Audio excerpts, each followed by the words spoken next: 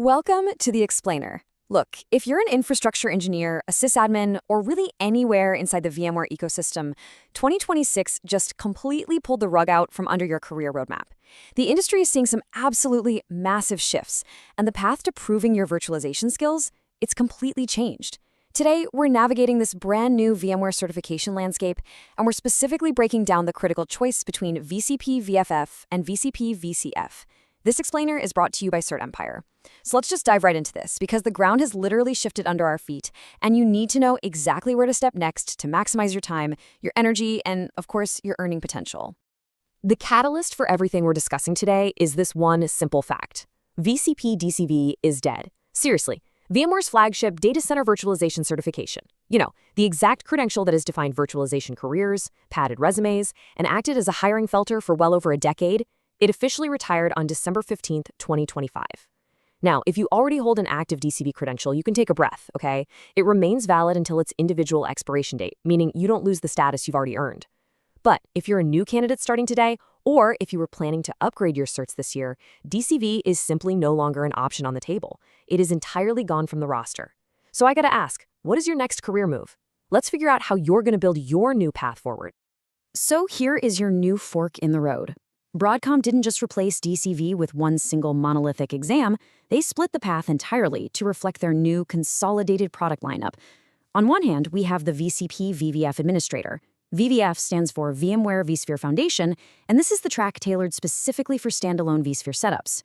On the other hand, we've got the VCP-VCF administrator.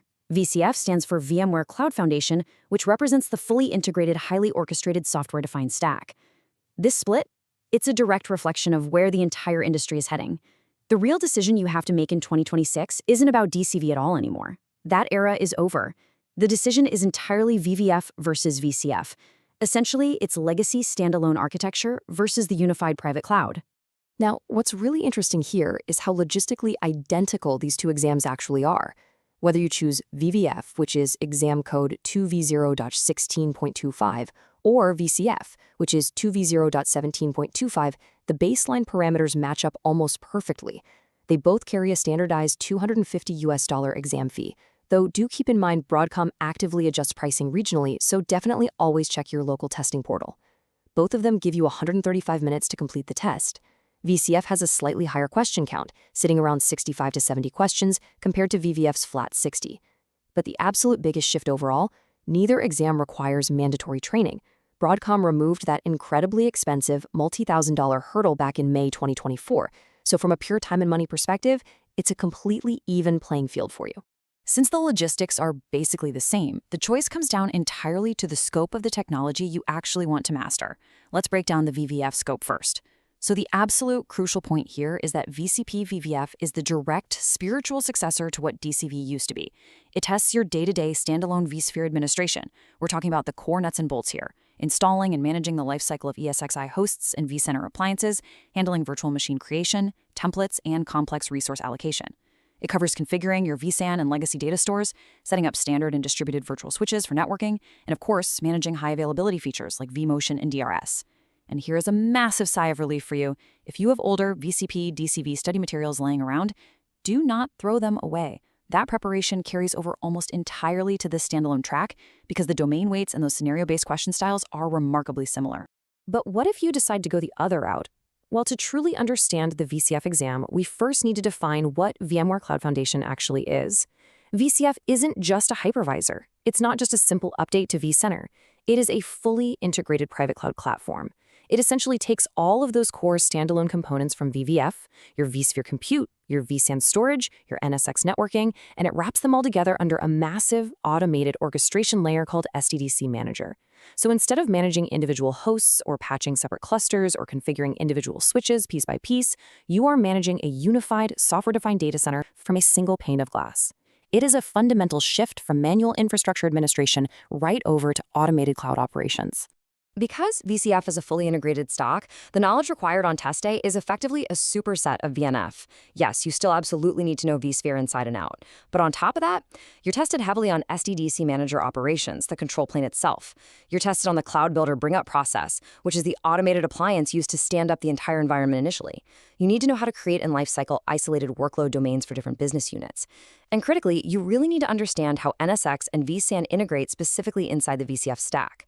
Networking and storage behave very, very differently when they're being deployed and lifecycle managed by SDDC Manager rather than just being manually configured by an admin. And that actually brings us to a major misconception floating around the IT community right now. The myth that VCF is just a quote-unquote harder version of VVF, that it's basically just vSphere on hard mode. The actual fact, it validates an entirely different, much broader job function. While VCF certainly covers more ground, making it potentially way tougher if you lack that holistic cloud platform experience, that additional breadth reflects a completely different daily operational role. You aren't just a virtualization admin manually migrating VMs anymore. You are a cloud platform engineer managing complex orchestrations, automated life cycles, and large-scale deployments. Honestly, treating VCF like it's just the next vSphere patch is a surefire way to fail the exam. Now, let's look at the numbers, because this brilliantly illustrates the financial stakes tied to those different job functions. A traditional VMware administrator focused on vSphere standalone setups sees a highly respectable, typical salary range. We're talking from $90,000 to $130,000. Meanwhile, a cloud platform engineer focused on VCF is trending noticeably higher, pulling anywhere between $110,000 and $155,000. So why exactly does this gap exist? Two big reasons. First, the skill set required to manage a fully orchestrated, software-defined network, storage, and compute stack is simply broader and just more complex than compute alone. Second, this directly reflects Broadcom's overarching strategic push. They are aggressively steering large enterprise clients toward the all-inclusive VCF bundle to create these unified private clouds. And as the world's biggest organizations migrate to this model, the demand and the pay for certified VCF engineers is likely to widen that gap even further. Okay, so let's map this directly to you. How do you specifically make the best choice for your career? Let's walk through this decision matrix together. Step 1. Choose VVF if your organization currently runs standalone vSphere and has no immediate funded plans to adopt Cloud Foundation. VVF is the direct, accurate validation of the work you actually do every single day, making it highly relevant for your current role. Step 2. Choose VCF if your organization is currently running or actively migrating to VMware Cloud Foundation. Getting certified on VCF puts you right ahead of the curve, aligning your skills with where the job market and Broadcom's aggressive product strategy are clearly heading. And finally, Step 3. Look ahead to your endgame. Both of these paths lead into their respective VCAP, which is the advanced professional tracks, so the foundation you choose today explicitly shapes the architectural and design exams you're going to be eligible to take tomorrow. As you gather your materials and prepare to study, I really want to warn you against 3 common yet catastrophic mistakes. First, please do not accidentally study for the retired VCP-VCV exam. If you're buying a study guide or a video course and it says DCV and uses the old exam code, it's outdated. There is truly nothing worse than acing practice tests for an exam that literally doesn't exist anymore. Second, don't choose VCF purely for the salary bump if your employer isn't actually running it. If you have no VCF footprint at work, that advanced orchestration knowledge sits entirely unused, and you miss out on validating the standalone skills you actually rely on daily. And third, absolutely do not skip VVF fundamentals before tackling VCF.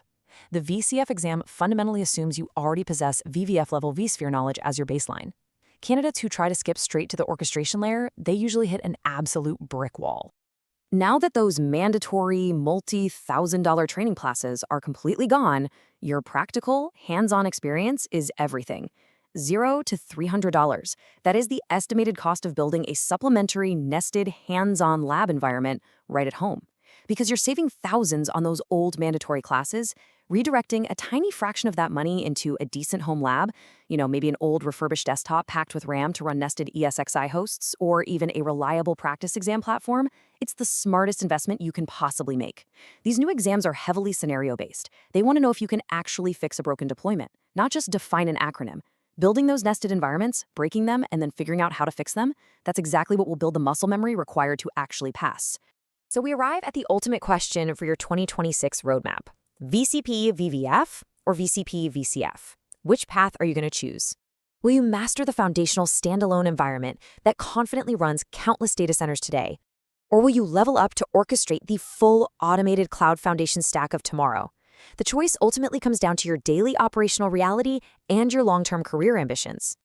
If this explainer helped clear up the certification chaos for you, make sure to subscribe to Cert Empire and visit certempire.com for the absolute best resources, practice platforms, and comprehensive guides to help you completely crush your next exam. Stay focused, get those nested hands-on labs running, and I will see you in the next explainer.